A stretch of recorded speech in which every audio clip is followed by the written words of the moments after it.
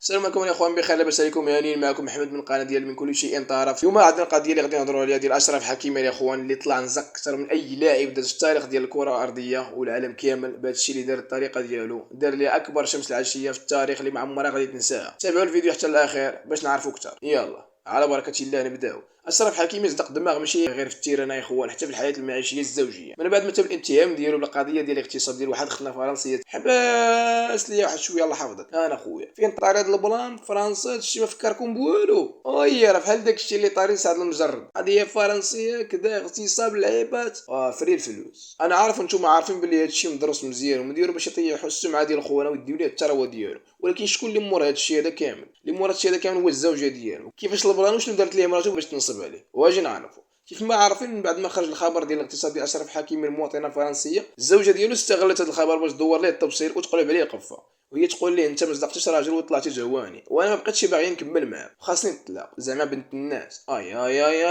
من خلال الهضره ديالها والهضره ديال ديك اختنا اللي متهمه خونا كنعرفوا باللي هبه عبوك حتى هي عندها يد في هذا الشيء هذا. شنو دارت من بعد ما طلبت الطلاق منه؟ هزت راسها مشات للمحكمه وطلبت باللي خص حكيم يعطيها النص ديال داك الشيء اللي عنده. اي يا سيدي، يعني النص ديال ديك الثروه اللي كيملك. ويلي من نيتك بنت العبد، يعني خونا ضارب للممتلكات التماره وروينه كحله وشحال هو خدام، في الاخير دير ليه غو تزرب ليه على الممتلكات ديالو. من نيتك ويلي، وقيلا انت ماشي صافه ما صابتيش الدواء ديالك، والله اللي كانت لك بنت العبد. وهنا غادي يبين لنا حكيمي على الشطاره والنزوقيه ديالو، خلاها تمشي ورفعت به دعوى قضائيه كطالبوا فيها باش يعطيها النص ديال الثروه ديالو والحضانه ديال الدراري حتى هما. وهنا غادي يكون درس اللي بالرجوله، خص كلشي يعقل هذا الدرس. كاع المشهورين المهمين خصهم يديروا حلقه في ودنهم باش ما يتقولبوش كيف ما تقولبوا بزاف ديال اللعابه الكبار. وغادي نبين لكم علاش هذا الدرس هذا مهم بزاف.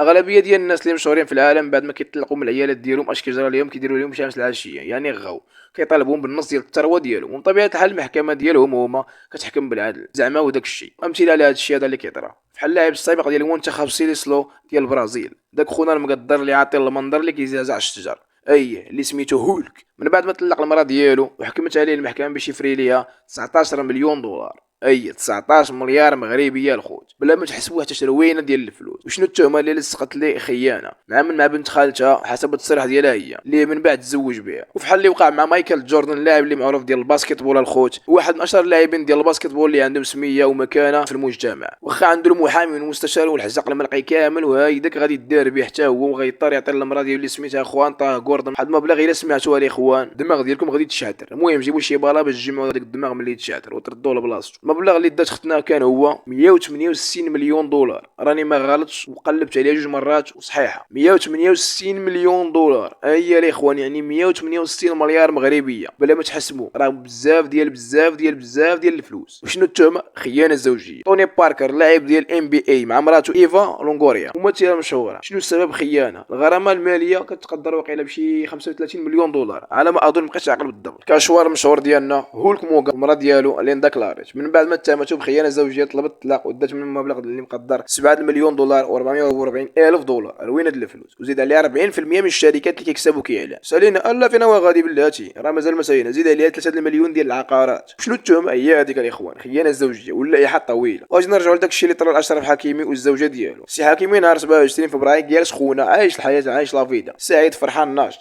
كينزل عليه واحد الباطل من السما الارض. اجي انت هو حكيمي هو هذا مش حميه ولا حميه. عندنا لك واحد التهمه ديال خيانه زوجيه واغتصاب ديال واحد المواطنه فرنسيه. في قضيه اللاعب المغربي اشرف حكيمي الذي اتهم من قبل القضاء الفرنسي بالاغتصاب بشكل رسمي. وانا ما فهم والو، قال لي مواجهوني معاه. ملي واجهوا خونا مع اختنا ندخل مع القاصح، قالت لهم بلي راه ما دار ليا والو. شويه هما يسولوه انت دابا قلتي بلي هو دار لك وتعدى عليك وتكرفس عليك. قالت لهم لا راه ما دار ليا والو. واحد الساعه قالت لهم دار ليا. المهم القضيه راه مرونه. واحد الساعه طلبوا منها الدليل وقالت لهم ما عنديش. وانا كنعرفوا بلي هذا الشيء هذا غير بلان مدروس وصافي. وخا هادشي هذا كامل اللي طرا مع حكيمي مازال مكونترولي راسو وكالمي، حيت كان عارف الدقه من جات، كان حتى هو موجد ليها مزيان، يعني بريباري ليها بيبا العود. وانا غادي تصرح المحاميه ديالو بواحد البلان اللي هو ان الموكل ديالها غير ضحيه لمحاوله ديال الابتزاز، وباللي اختنا ملي طلبوا منها دير تحليل طبي والنفساني يعني بسيكولوجي ما بغاتش. علاش؟ حتى عارف راسها غير طريقه تسرح. شنو اللي كيوضح بلي هادشي هذا مدروس هو انه مورا ما طرا هذا البلان هذا بشي ايامات معدوده كتجي الزوجه ديالو هبه عبو كتطلب منه الطلاق مباشره وصرحت باللي هي مع الحق وحكيمي خصو يتعاقب وهي مع الضحيه ياك المرضيه. هادي جديده ما داير لا بيديه لا بسني وبغيتيه يتعاقب ياك باغيه دير ليه هذيك اللعبه ديال الرو الدو وطلع على ظهريه مصيري ويات هادي جديده. ولكن هاني اللي حفر شي حفره كيطيح فيها واللي تفافى غيجي في زلافه واللي جا زالق غيشبع تفالق. خلال هادشي اللي دارت خدمه بغات تبين للناس باللي خونا ماشي راجل وصدق عنا وباللي ما مربيش. هادشي هذا واش بصح لا حنا عارفين بلي هذا غير كذوب وغير اختنا باغا تسيبو في العافيه باش تاخذ المصلحه ديالها اللي هما الفلوس يعني اللعاقه باش تزيد من العياقه. شنو قالت مو ديال المرضي حكيمي؟ قالت وصرحت باللي مستحيل يولي يدير هادشي هذا حيت اللي ساكن فيها كلها كاميرات مراقبه وانا اللي عندي لاكسي والحق لكاع دوك الكاميرات اللي عنده في الدار ديالو اللي كاينه في باريس. حتى لو كان باغي يغتصب شي وحده وياكل ليها الحلوى كان يقدر يمشي لي زوطير ولا يكري شي ابارتمون رخو. هنا كنزيدو نتاكدوا بلي القضيه مسوقره ومدروسه غير باغيين يدوروا خونا وصافي حيت زعما بان لهم صغير ومغربي السيد زعما ارا نزربوا ليه نديو ليه البراك والو ما كاينش هادي راه مغربي هذا وزرك على الله. كانت اختنا باغا تحشي عليه. المهم القضيه كانت مازال مزرزره هو يدير الحكيمي واحد البلان اولا واحد القالب اللي كان موجود من البدايه ديال الفيلم عليها كان مكالمي واللي خصو يكون في المقرر ديال الشباب بالرجوله. المغاربه كاملين خصهم يكونوا عارفين هذا الشيء هذا. هاكا ولاد الشعب سمعوا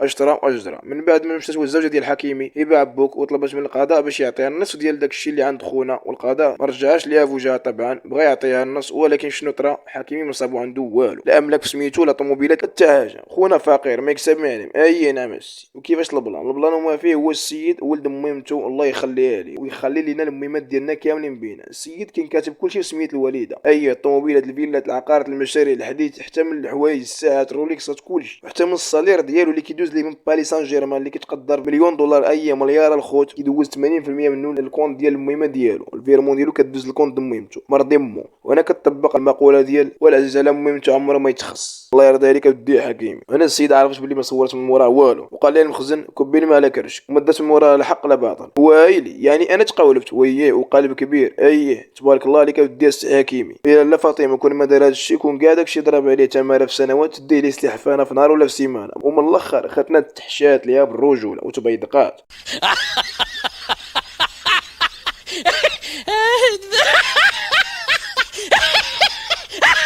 راه المغاربه هادو ازرك على الله راه الريال ما يديوش العيال. كيف ما شفتوا هنا كنعرفوا باللي المهمه راه هي كلشي والرضا ديال الوالدين هو اللي كيوقف مع بنادم واللي مرضي والديه عمره ما يتخص. هنا كنوصيكم الدراري المهمات ثم المهمات ثم الوالدين ثم الوالدين ثم الوالدين. الا بغيتوا تمشيو مرتاحين توصلوا لشي حاجه في هذه الحياه وكيبان لنا باللي حكيمي والوالده ديالو طلعوا نوابع. كما شفتوا معنا كاع اللعابه ديال العالم ما قدروش يديروا هادشي اللي دار حكيمي اشرف كلهم تحشات لهم الا هو حيت مرضي مو. وتحيه لكاع اللعابه المغاربه وكاع الشباب المغربي فين ما كانوا فين ما توجد وعلاش الله وصلنا بالوالدين والنتيجه قدامكم مع الشباب. يلا كان معكم محمد من القناه ديال من كل شيء طريف. الله يكون شير وفرقوا داك كومونتير وديك ابوني حمراء تولي بيضاء. جزاكم بخير العز والنصار ونشوفكم مع حلقه جديده ان شاء الله. يلا تهلاو.